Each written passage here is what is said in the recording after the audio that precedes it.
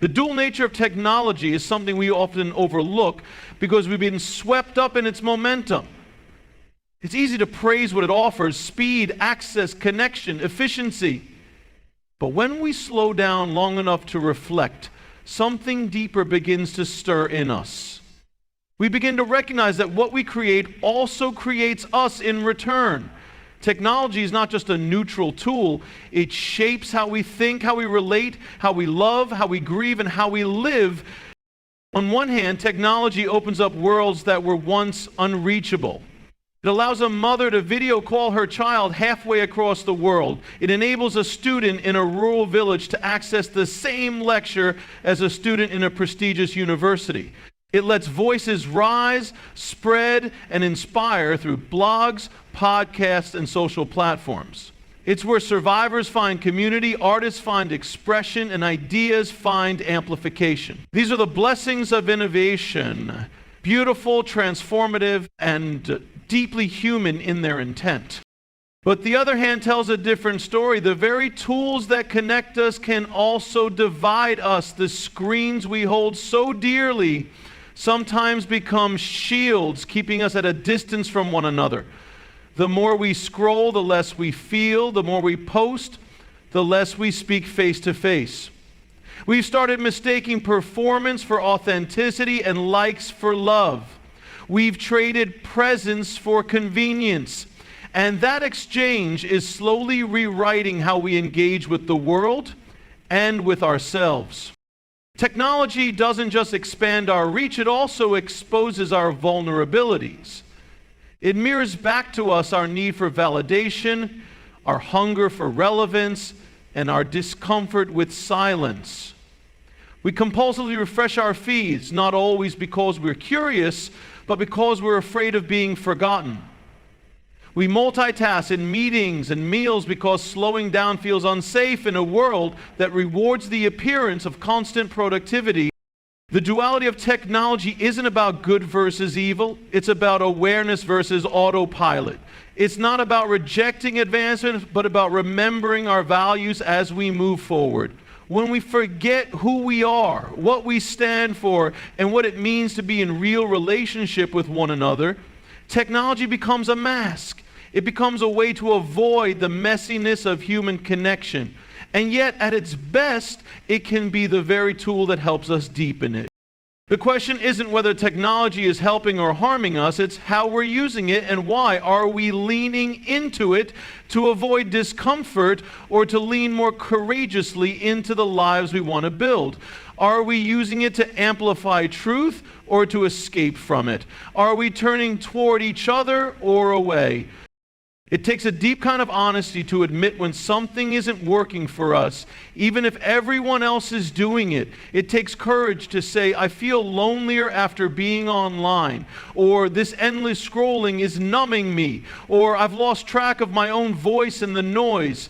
These are not failures, these are signals. Your soul's way of tugging at your sleeve, reminding you that your presence matters, your mind matters, and your time is not disposable. Technology is a mirror. It reflects back the intentions we bring to it. If we approach it with clarity, boundaries, and purpose, it serves us. If we engage with it unconsciously, it begins to shape us in ways that slowly pull us out of alignment with our values. One doesn't need to be extreme about it to be intentional.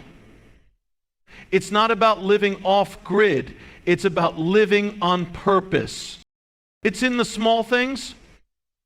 Choosing to have dinner without your phone on the table. Reading a book instead of scrolling before bed. Sending a handwritten note instead of a DM. Taking a walk without earbuds in. Letting your thoughts breathe. These aren't acts of nostalgia. They're acts of resistance against a culture that confuses urgency with importance and availability with intimacy. There's a phrase that has stuck with me. We shape our tools, and then our tools shape us. Think about that. What you create begins to create you. It begins to inform how you move through the world, how you relate to others, and how you relate to yourself. That's the hidden power of the digital age. Not just what we do with our technology, but what it silently does with us.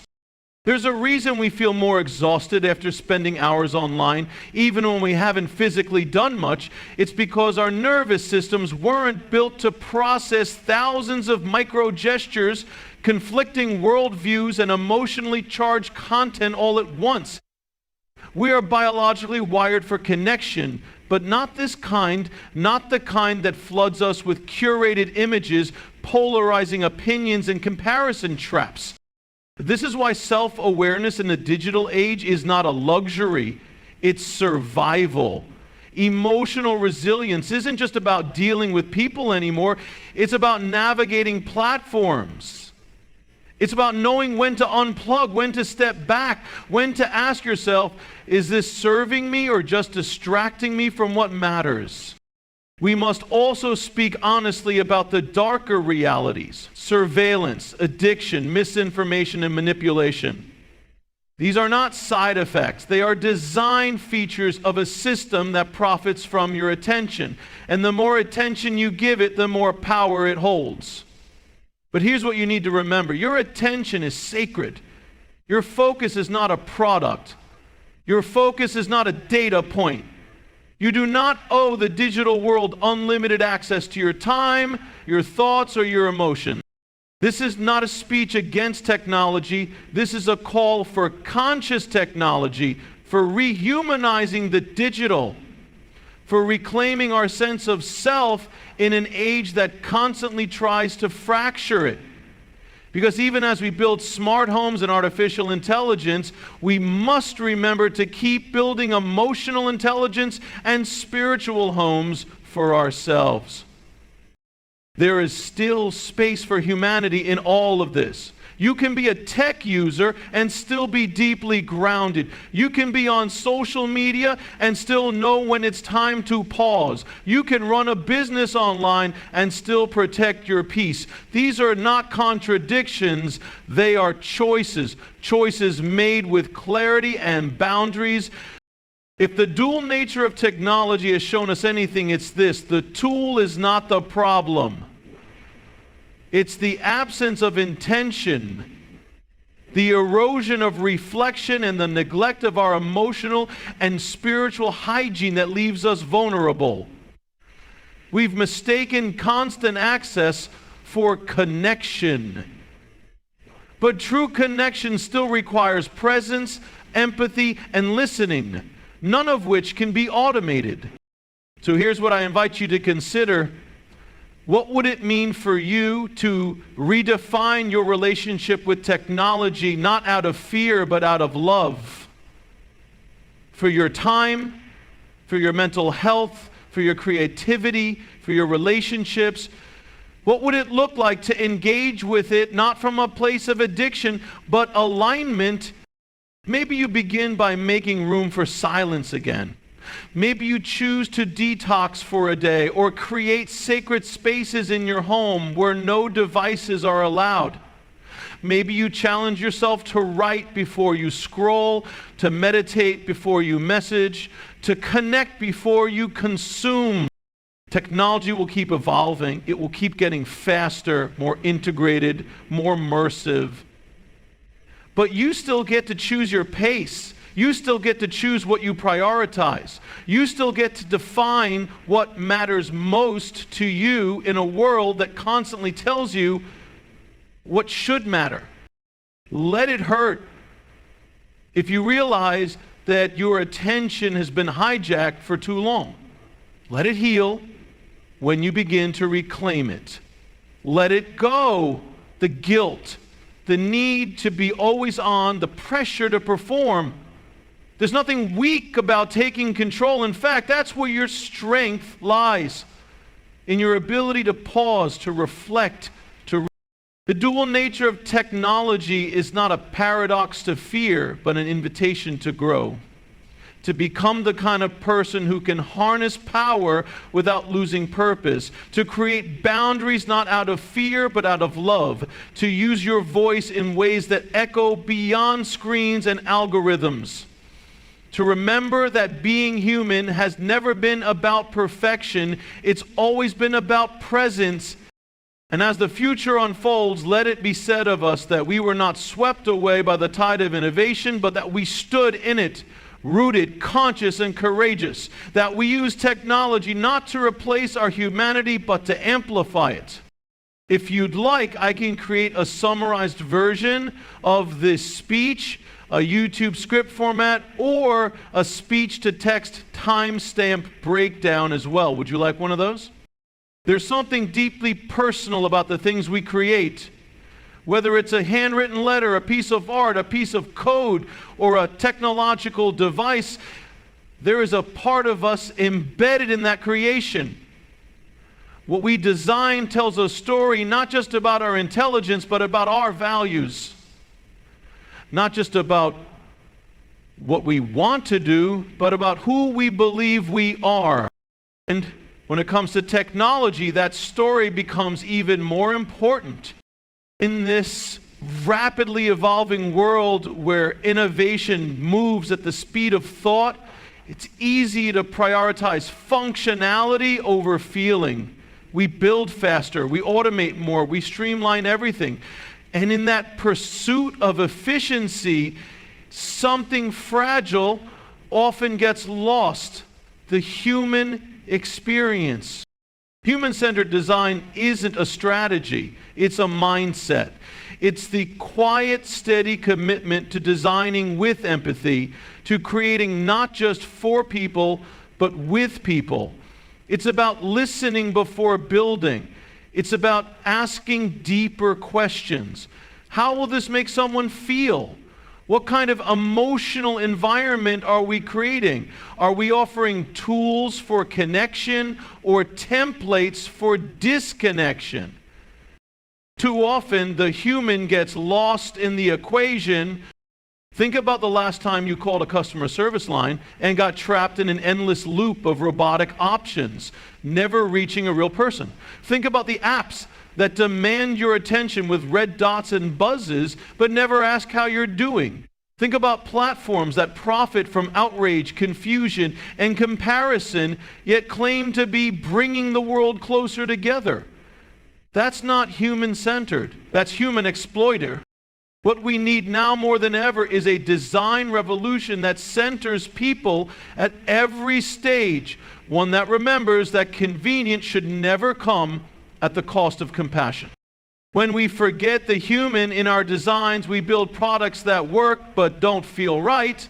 We create systems that operate smoothly but alienate the very people they're meant to serve. We launch tools that optimize metrics but erode trust, creativity, and mental health. And the worst part? We normalize it.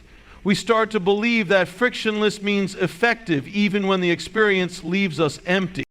But it doesn't have to be that way. When we design with people in mind, not just as users, but as whole human beings with fears, hopes, traumas, and dreams, we begin to create technology that doesn't just function, but feels right, that aligns with the rhythms of real life, that meets people where they are, not where a metric says they should be, that honors the complexity of being human instead of trying to reduce it to clicks, taps, and KPIs. And that kind of design, thoughtful, intentional, human, is possible. It begins with listening, not just to feedback forms or market research, but to lived experience. It begins with diverse voices in the room, not just token representation, but real inclusion, where people from different backgrounds, cultures, and realities shape what we build from the ground up. Because the truth is, if only a narrow group of people are designing, the result will only serve a narrow group of people.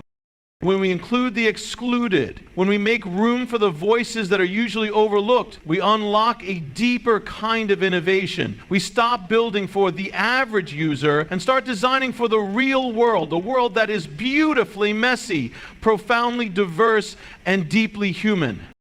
Human-centered design also requires humility, the kind of humility that says, we don't know everything, the kind that's willing to be wrong, to try again, to listen more closely. It's not flashy, it's not always fast, but it builds things that last. It creates trust. And in a digital world where trust is becoming a scarce resource, that is invaluable. There is a sacredness to building things that honor human dignity. Think about the power of a website that's accessible to someone with visual impairments. Think about an app that doesn't overwhelm you, but empowers you. Think about a platform that encourages you to rest, not just hustle. That's not just good design. It's good humanity. The best kind of design reminds you that you matter. But here's the thing. Human-centered design doesn't start in boardrooms. It starts in the heart. It starts with people who care, not just about how things work, but about how people feel when they use them. People who believe that creating is an act of service. People who ask not just, will this sell, but will this serve? We need more of that. We need designers, developers, engineers, creators, and leaders who remember that every product, every interface, every interaction is an opportunity to honor the human spirit or to chip away at it. We need people who know that efficiency without empathy is dangerous, that scaling without soul creates systems that harm, that automation without awareness becomes exploitation. We need to reclaim design as a moral act, because it is. Every choice we make, what to include, what to leave out, what to prioritize, reflects our values. When we choose speed over safety, we're telling a story. When we optimize for engagement at the expense of mental health, we're telling a story. When we design systems that work for the privileged and leave the vulnerable behind, we're telling a story. So let's tell a better story. Let's build things that don't just function but feel, tools that carry integrity, platforms that invite reflection, systems that uplift rather than extract. Let's build with tenderness, with empathy, with the audacity to care in a world that often rewards the opposite. This isn't about perfection. No technology is perfect. No design is flawless. But there's a world of difference between designing with people in mind and designing as if people are the problem. But when we build with compassion, people feel it. They may not always have the words for it, but they'll sense it in the way the interface gently guides them instead of confusing them, in the way the system protects their time instead of consuming it, in the way the platform makes space for stillness, presence, and meaning. Because people don't want more noise. They want more realness, more safety, more moments of, wow, someone really thought about me when they made this. That's what human-centered design creates. Not just functionality, but feeling. Not just usability, but trust. Not just engagement, but belonging. And isn't that what we're all searching for? In this noisy world where speed is worshipped, perfection is filtered, and vulnerability is monetized, what people crave isn't more innovation, it's more intention, more clarity, more space to be human without needing to perform. The irony is, the more human our designs, the more people will come back to them, not because they're addictive, but because they feel safe. Not because they manipulate, but because they serve. And in that service, we create not just better tools, but better relationships with our technology, with each other, and with ourselves. It's easy to build something that captures attention, but it's sacred to build something that honors attention, that treats a person's time as sacred, that doesn't pull them into an endless loop, but gently offers them an exit, that respects their dignity more than their data. That's the future we need. And it's not just up to designers or engineers, it's up to all of us. Because the way we interact with the world shapes the world. If we demand better, we'll start to get better. If we value depth over speed, we'll start to see more intentionality. If we speak up when something feels off, we give others permission to do the same.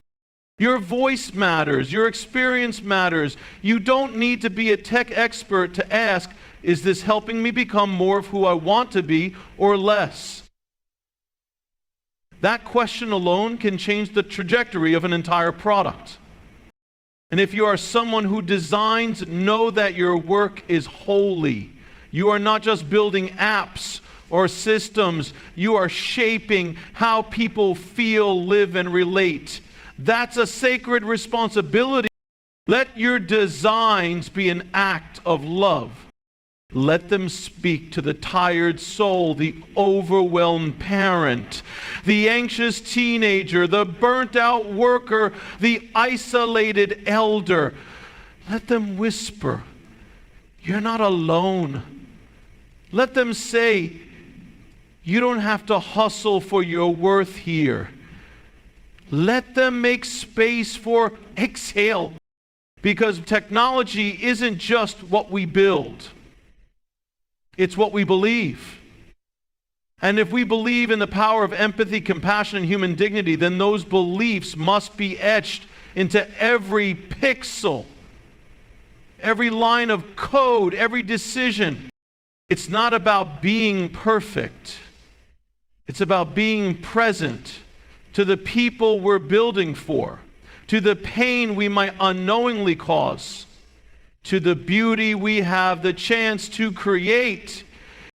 In the end, the most powerful technology won't be the fastest or the most viral. It will be the most human, the one that remembers the soul behind the screen, the one that offers not just solutions, but solace.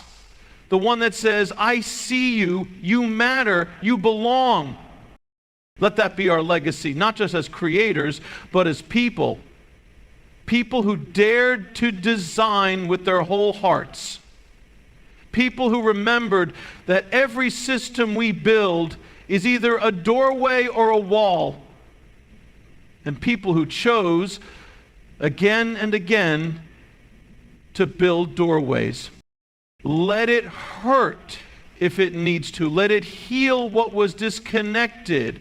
Let it go, the ego, the perfectionism, the urgency. What's left is you. Wholehearted, awake, capable of creating things that don't just work, but that matter.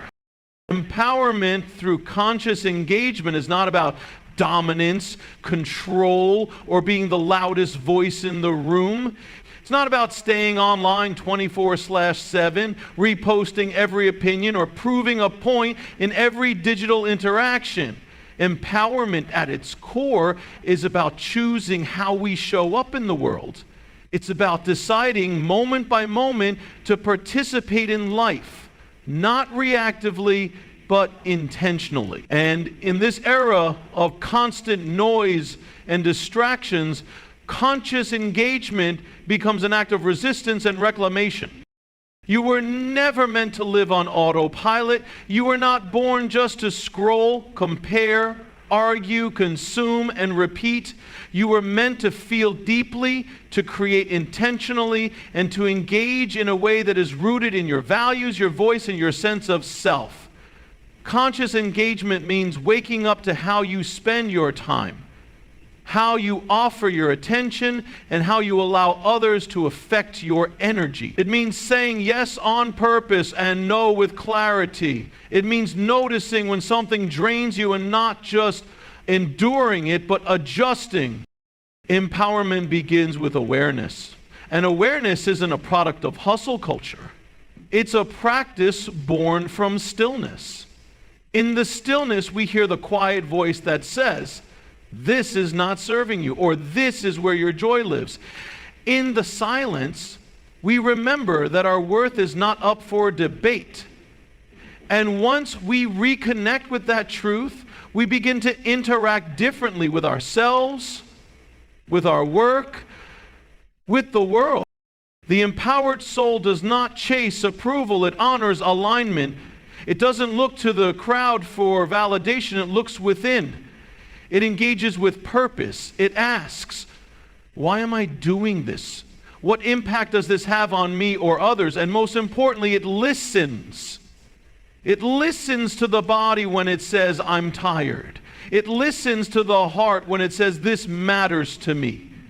It listens to the spirit when it says, it's time to let go. Conscious engagement isn't passive, it's active. But it's not frantic, it's not performative, it's powerful and it's quiet conviction. When you engage from that place, deeply rooted, fully awake, you can walk into any space, digital or physical, and not be consumed by it. You can listen without absorbing every emotion. You can speak without fearing rejection.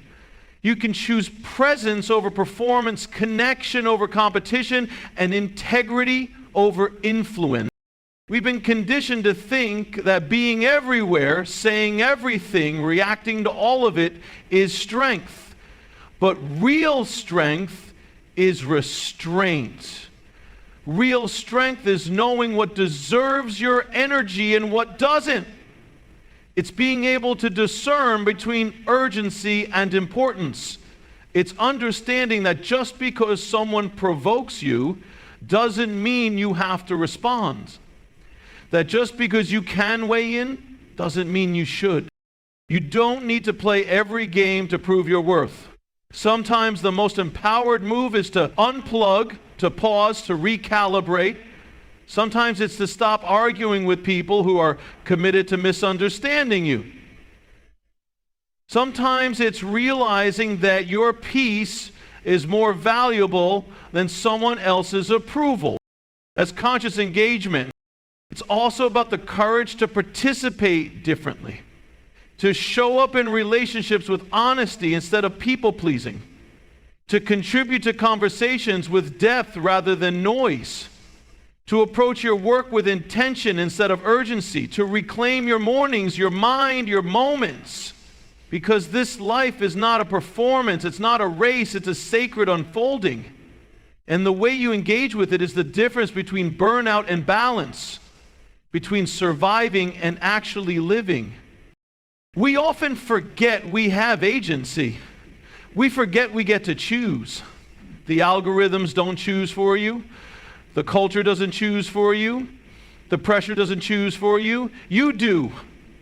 You choose whether you rush or rest, whether you react or reflect, whether you please or protect your peace, whether you numb or feel. And those choices, though small, are where your power lives. Every time you choose presence over panic, clarity over chaos, boundaries over burnout, you're empowering yourself. You're building a life that's not dictated by fear, but guided by wisdom. And that changes everything.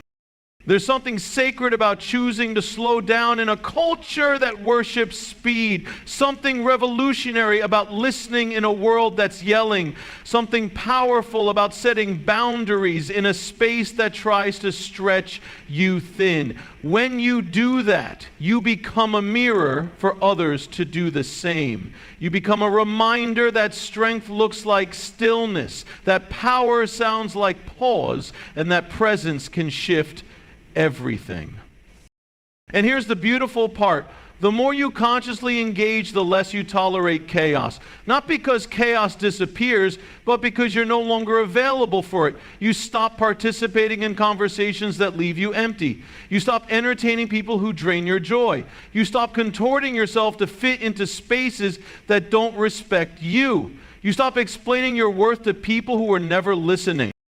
Instead, you engage where your soul feels seen. You create spaces of healing, not hiding. You choose relationships rooted in reciprocity, not performance. You protect your joy like it's sacred, because it is. And you begin to see your life not as a collection of tasks or achievements, but as a canvas you get to paint with every conscious choice.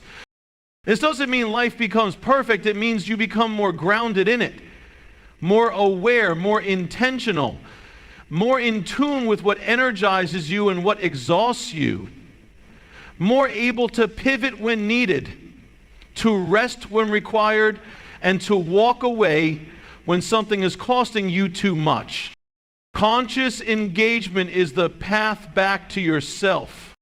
It's also the path to deeper connection with others. When you're fully present, you see people more clearly. You hear beyond their words. You notice the subtext, the emotions, the unspoken fears. You start to lead with empathy rather than ego. You begin to speak from compassion instead of comparison. And in doing so, you become a safe space, not just for others, but for yourself. You stop judging yourself for needing rest. You stop shaming yourself for not keeping up with the pace of productivity culture. You stop hiding your truth to make others comfortable, and instead, you start living from a place of wholeness.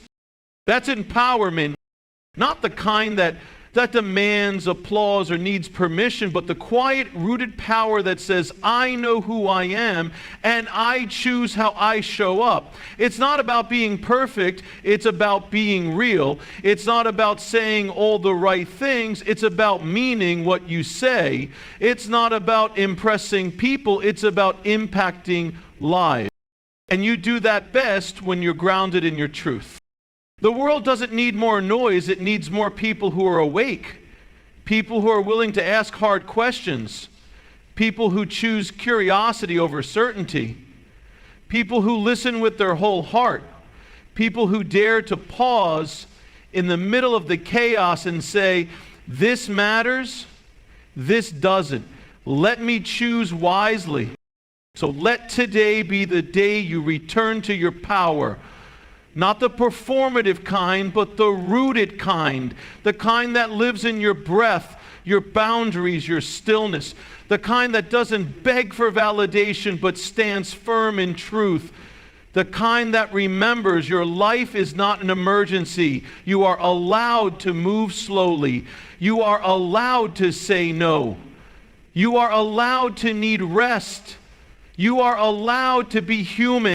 That's the foundation of conscious engagement. And from that place, you begin to build a life that feels like your own. Not a life prescribed by culture, not a life curated for social media, not a life sacrificed for approval, but a life that reflects who you really are.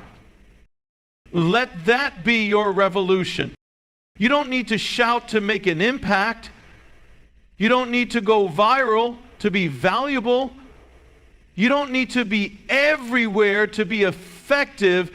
You just need to be present, to be clear, to be honest, to be awake. And from that place of presence, you will begin to change everything, not just around you, but within you. Because the most radical form of empowerment is presence. And the most powerful way to engage is consciously, courageously, and wholeheartedly